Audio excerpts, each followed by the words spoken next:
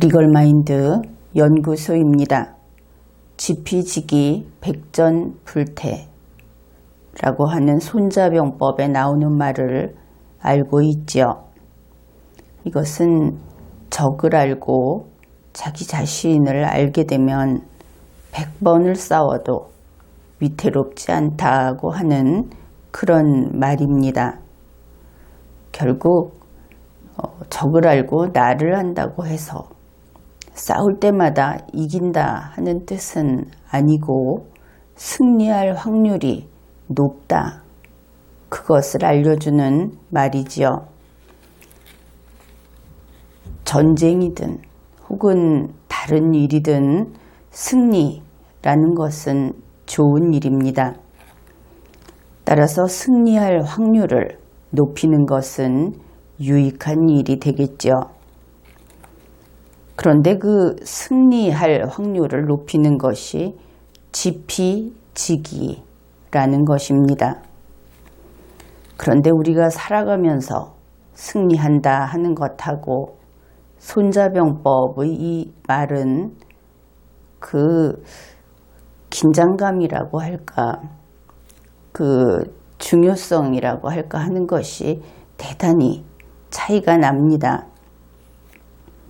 왜냐하면 여기에서 말하는 승리라는 것은 정말 싸워서 이기는 것을 가리키기 때문입니다. 그러면 싸워서 이기는 승리, 이렇게 말을 할 때 이기려면 어떻게 해야 하겠습니까? 여러분은 어쩌면 어떻게 이길 것인가를 생각할지 모르겠군요. 그런데 무엇이라고 했습니까? 싸워서 이긴다. 그렇게 말을 했죠. 이기건 지건 일단 싸워야 한다. 그것을 알 수 있습니다.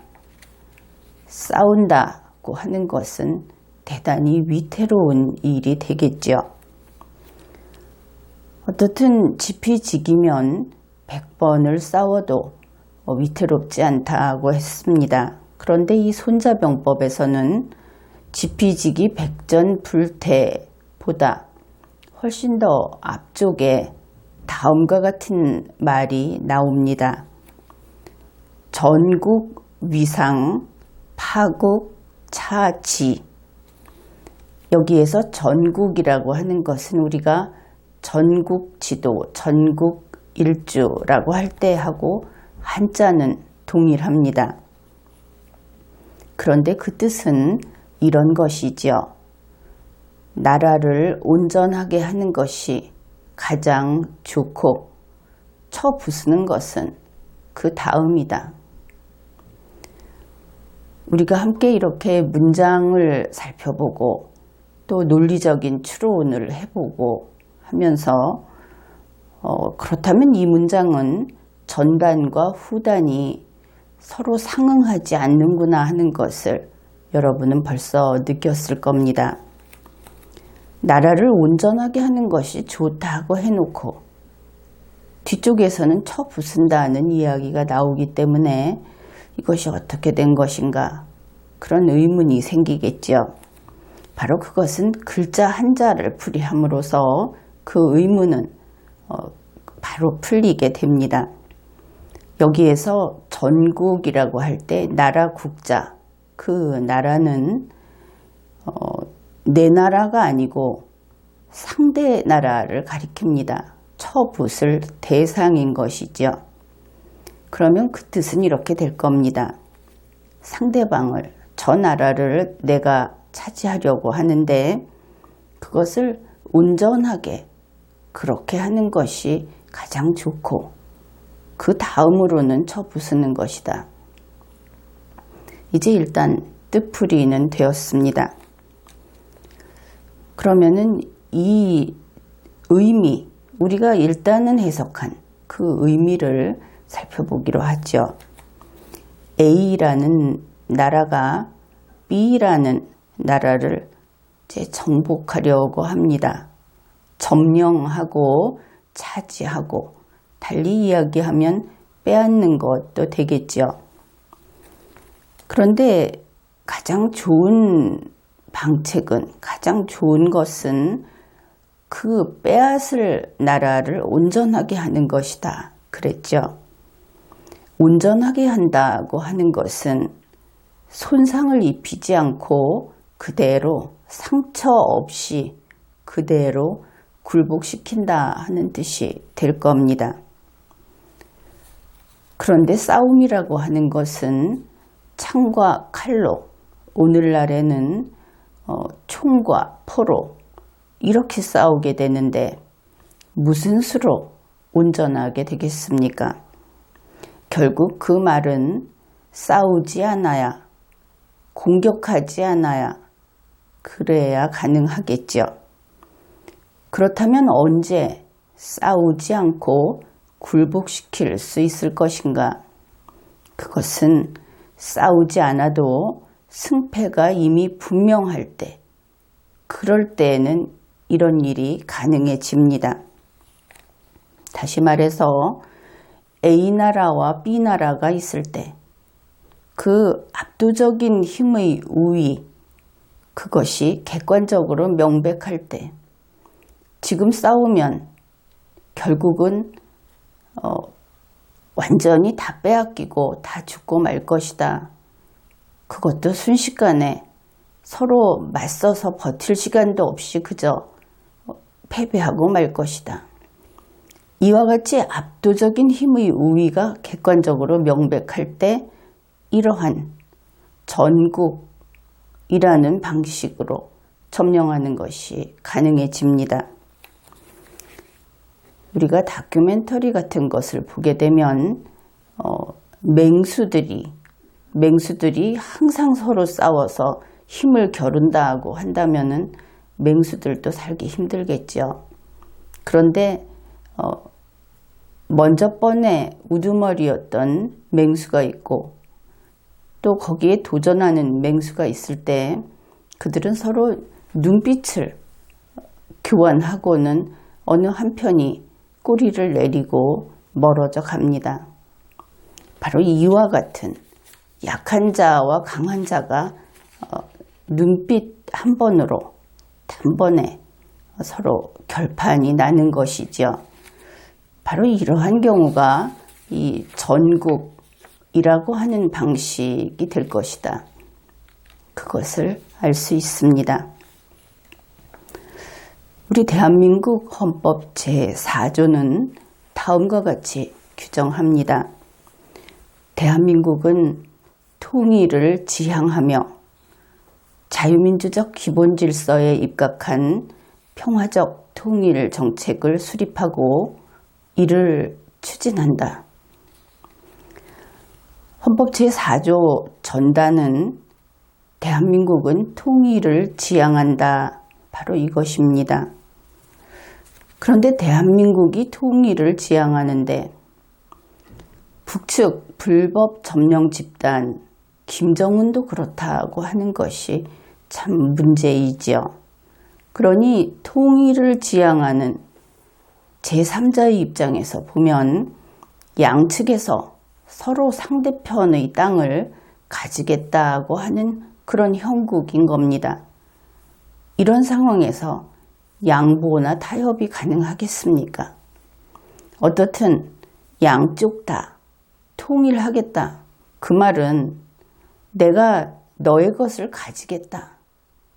이렇게 말을 하고 있는 겁니다.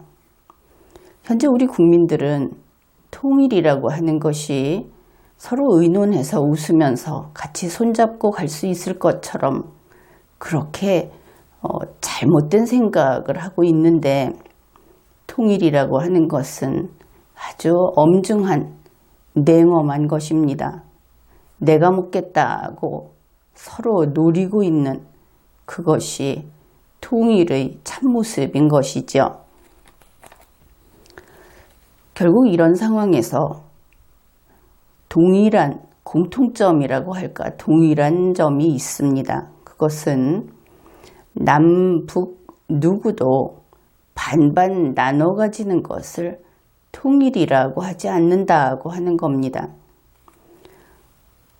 벌써 한참 전부터 이 통일이라고 하는 것을 좀 듣기 좋고, 달리 말해서 언어 순화를 해서 국민들에게 홍보를 하는 바람에 둘이 각각 살고 있으면서 통일하는 것으로 치자, 이런 식으로 국민이 설득된, 그래서 국민이 잘못 알게 된 면이 있습니다. 서로 각각 나뉘어서 그냥 산다고 하는 것이 어떻게 통일이 되겠습니까? 한반도가 확실하게 둘로 나뉘는 것이지. 우리는 사실을 사실로 인정을 해야지, 그것을 말을 바꿔서 내 눈을 속이고 내가 그 말을 다르게 갖다 쓴다고 해서 사실이 바뀌지는 않는다 하는 것을 인정해야 합니다. 설령 그것이 괴롭고 싫고 그렇다고 하더라도 지금과 같이 남과 북이 따로 있으면서 그 선을 분명하게 하나로 그으면서 앞으로 사이좋게 지내면은 이것이 통일이다. 그것은 거짓이지요. 그래서 이 반반 나눠 가지는 형식에는 이런 것이 있습니다. 중국이 쓰는 편법으로 일국 이제, 나라는 하나인데 제도는 둘이다.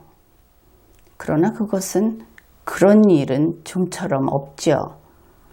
그리고 그런 일이 생긴다고 하면은 지금보다 분쟁의 위험성은 훨씬 높아질 겁니다.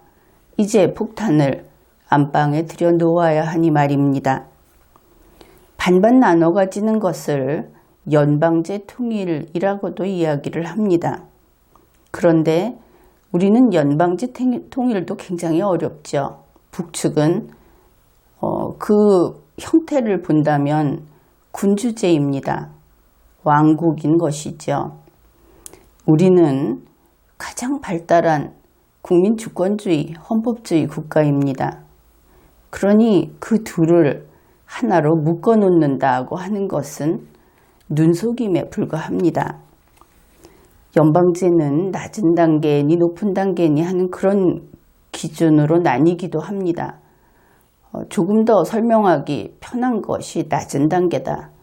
그런데 그것도 우리 지금은 참된 이야기를 하기로 합시다. 그것은 모두 통일이 아닙니다. 그냥 그렇게 지금 그 상태를 말만 한번 바꿔보는 것이죠. 그렇게 말을 바꿈으로써 자기에게 남는 것이 있는 정치인들이 있다.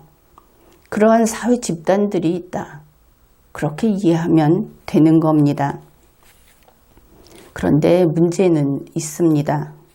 이렇게 반반 나눠 가지는 형태를 가지고 말을 그럴싸하게 함으로써 우리에게 아무 문제가 없다면 그렇게 해도 좋다고 할지 모르겠습니다. 그런데 여기에는 분명히 문제가 있습니다. 바로 이렇게 하게 되면 울타리를 제거하게 됩니다. 실제로 하나가 될 수 없고, 실제로 충돌할 수밖에 없고, 실제로 상대방을 먹겠다는 마음을 버릴 수 없는 그 둘이 울타리를 제거하게 되면 항상 주먹이 앞서지요. 힘 있는 자가 바로 그 무력이 질서를 좌우하게 될 겁니다. 울타리가 제거된다. 그러면 대한민국이 위험에 처하게 되는 겁니다.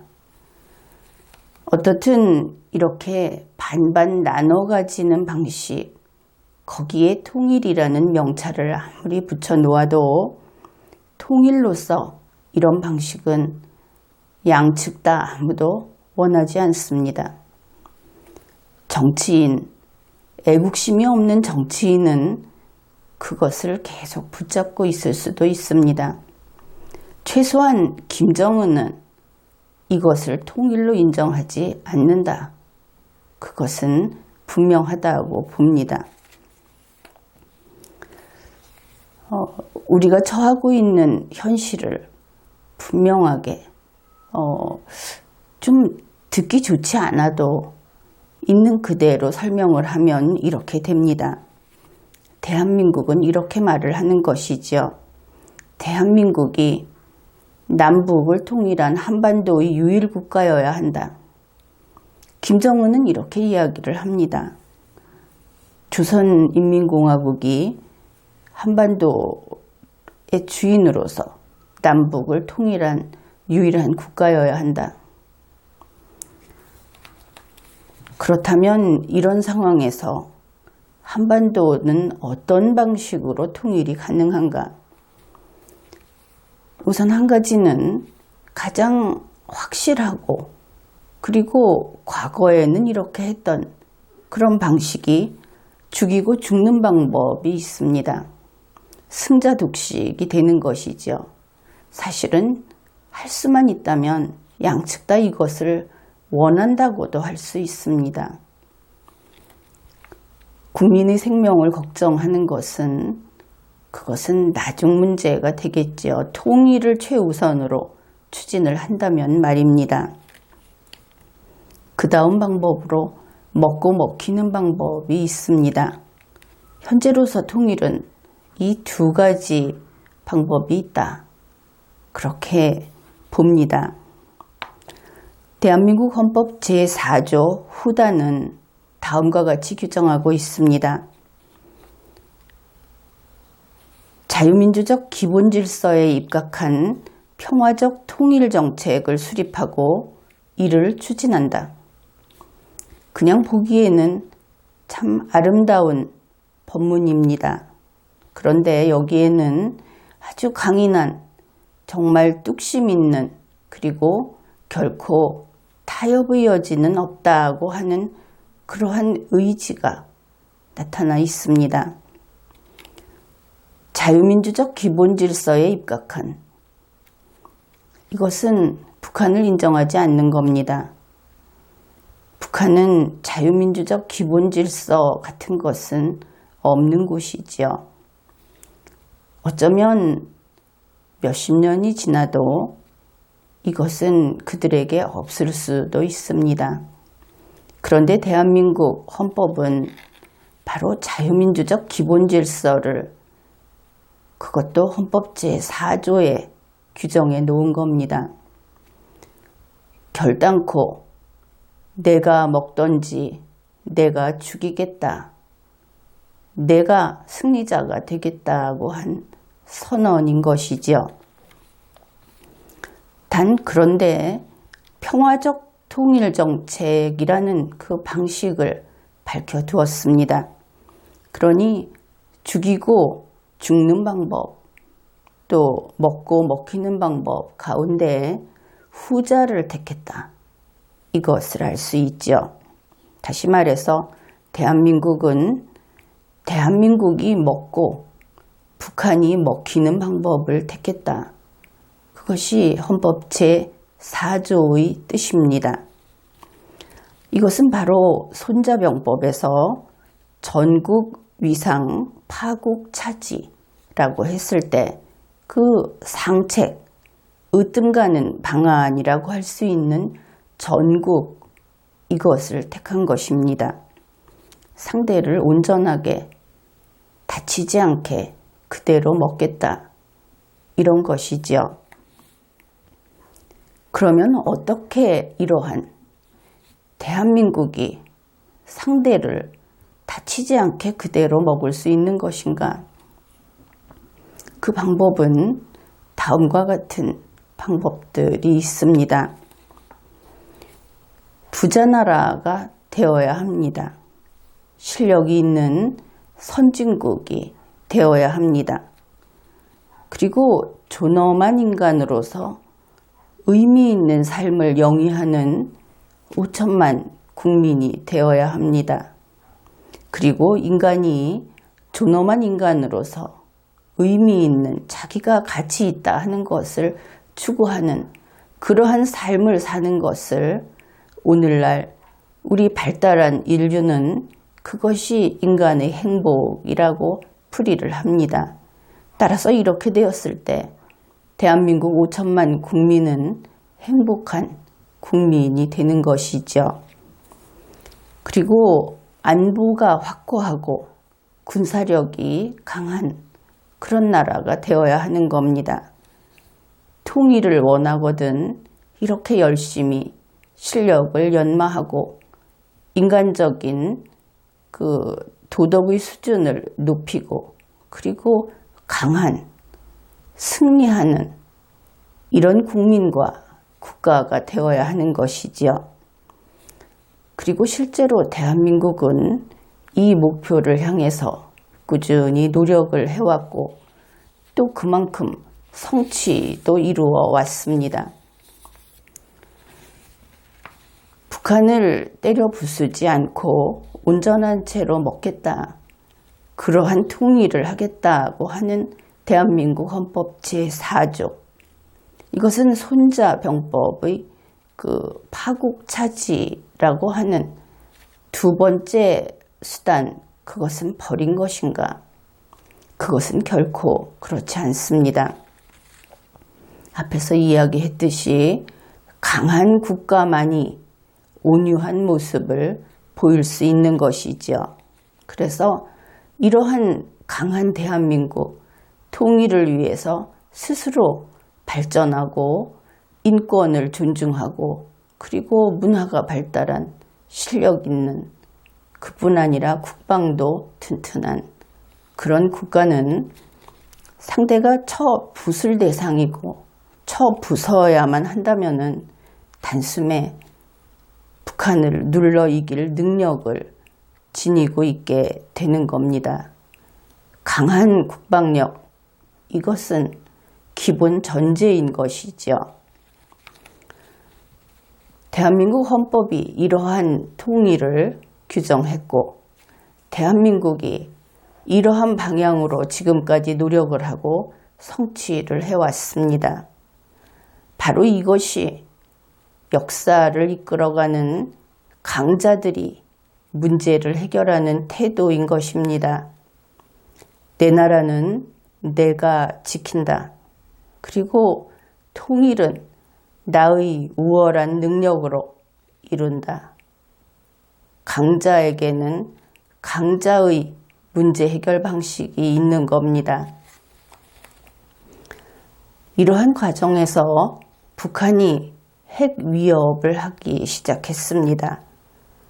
물론 그동안 대한민국과 북측은 제각기 통일을 위해서 노력을 해왔죠. 앞에서 이야기했듯이 대한민국은 주권자인 국민의 능력, 국민의 파워를 키움으로써 국가의 힘 또한 키우는 그런 방식을 취했습니다. 그런데 북측은 죽이고 죽는 그런 방법을 채택한 것이죠. 북측이 죽이고 대한민국이 죽는 그런 방법이 바로 핵 개발이었고 그들은 그러한 핵 개발을 성취했다고 알려져 있습니다. 북한이 핵을 가지고 위협을 하게 되면 그러면 원래 강자인 대한민국은 어떤 위치로 놓이는가? 그것은 적이 어떤 무기를 가지고 있는가에 따라서 원래 강자인 그러한 유전적 능력을 지닌 국민이 약자로 바뀌지는 않습니다. 상대방의 무기가 강한 것이면 나의 대응 방법을 개발하는 것이 강자의 태도이기 때문이죠. 그냥 현실적으로 봤을 때 그러면 대한민국 집행정부의 대통령, 그 대통령인 공무원이 강자일 때는 어떻고 약자일 때는 어떨 것인가? 거기에 따라서 북한의 핵 위협을 인식하고 대응하는 방식이 달라지는 것인가? 물론 그것은 그렇다고 하겠습니다. 대한민국의 대통령이 강자일 때 북한의 핵은 그 위력이 작아집니다. 이것은 분명한 사실입니다. 왜냐하면 대한민국의 대통령이 강자일 때 대한민국은 계속 성장할 것이고 국민은 단합할 것이고 국제관계는 원만할 것이기 때문입니다.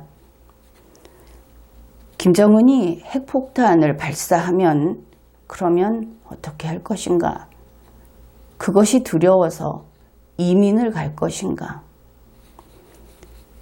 그런데 대한민국의 강한 대한민국 국민들, 그리고 그들을 강한 대통령이 이끌 때는, 애국심을 지닌 대통령이 이끌 때는, 그럴 때 대한민국의 주권자는 평소 그 능력의 몇 배나 되는 그런 힘을 발휘합니다. 대한민국의 주권자는 핵폭탄 앞에서도 두려워하거나 떨지 않는 것이지요. 이중국적을 유지하면서 유사시에 달아날 국리 같은 것은 하지 않는 겁니다. 정말 이것이 이제 마지막이다, 끝이다. 그런다면 우리는 우리 자신과 우리 아이들과 함께 모두 싸워서 오직 한 가지 살 길을 구해야 하는 것이지요. 이겨야 하는 겁니다. 이겨야 사는 것이니까. 김정은이 죽이고 죽는 방법을 택했으므로 우리가 죽이고 그들이 죽는 결말을 선택해야 하는 겁니다. 바로 이와 같이 최후의 순간, 결전의 순간이 되면 그때는 양보도 없고 우리나라를 지키고 우리 자신을 지키고 우리가 승리하는 것 이외에는 생각할 것이 없게 되는 것이지요. 그런데 만일 대통령인 공무원이 약자라고 하면 어떻게 될 것인가? 그러면 북한 핵의 위력은 현실적인 그 위력보다 훨씬 더 위협적인 그러한 것이 될 겁니다. 게다가 핵무기를 가지고 있는 김정은의 비위를 맞추면서 그들에게 핵 개발을 할 돈을 결국은 대주고 이러면 핵은 더 커지고, 그리고 약한 대통령인 공무원은 더 무서워하겠죠. 이렇게 약한 대통령이 있을 때 어쩌면 김정은은 전략을 바꿀지도 모릅니다. 바로 손자병법의 상책으로 바꾸는 것이죠. 겁만 주고 대한민국을 온전히 먹는 그런 방식으로 바꿀 수 있다는 것입니다. 이것은 더욱더 현실적이라는 면에서 더욱더 위험하다 하는 것을 알 수 있습니다.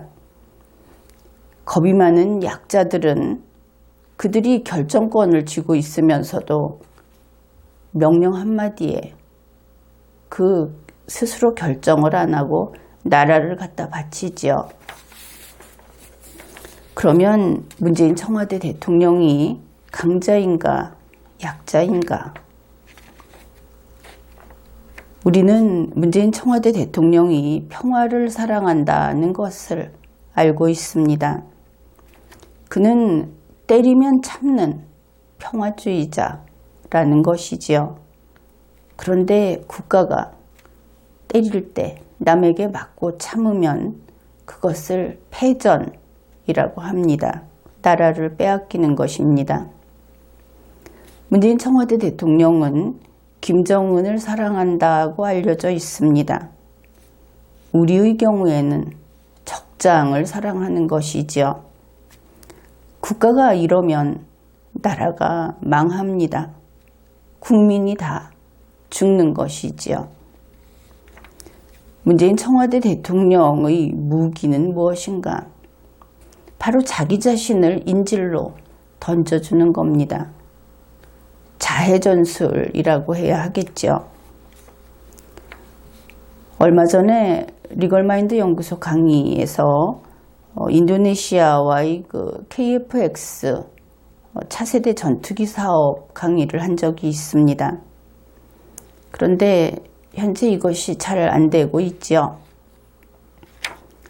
청와대 정부는 이러한 국민의 걱정에 다음과 같이 이야기를 했습니다. 인도네시아는 이 차세대 전투기 사업을 그만두지 못할 것이다.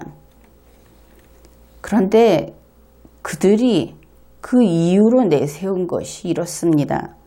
이미 낸 분담금이 볼모로 잡혀 있기 때문에, 그러니 가령 1천억 원을 냈다고 한다면은 그 돈이 인질이 되어서 인질 때문에 그만두지 못한다.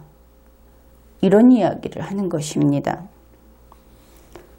그렇다면 국민들은 이렇게 이야기를 하겠죠. 문재인 자신이 탈원전이라는 것을 하면서 1,000억 원, 2,000억 원 그냥 내다 버리지 않았느냐. 그렇다면 인도네시아의 조코 위도도 대통령이라고 해서 그렇게 못할 이유라도 있는 것이냐. 이런 핑계를 대는 것, 특히 인질된 자의 심정을 자기 일처럼 이해하고 있는 이러한 정부, 그들은 왜 이렇게 비겁한지, 왜 이렇게 비관적인지, 바로 이것이 약자의 모습이지요. 또 한편으로 좌파들은 약자의 전형입니다. 어떤 좌파는 이런 이야기를 합니다. 김정은이 남한의 핵폭탄은 절대로 안 쏠 것이다. 왜냐하면 김정은이 남한을 적화통일하게 되면 이곳의 공장이나 설비가 다 김정은 소유가 될 것이기 때문에 그렇다고 이야기를 합니다. 그런 사람들은 왜 계속 살아가는지 궁금하죠. 어차피 죽을 것인데.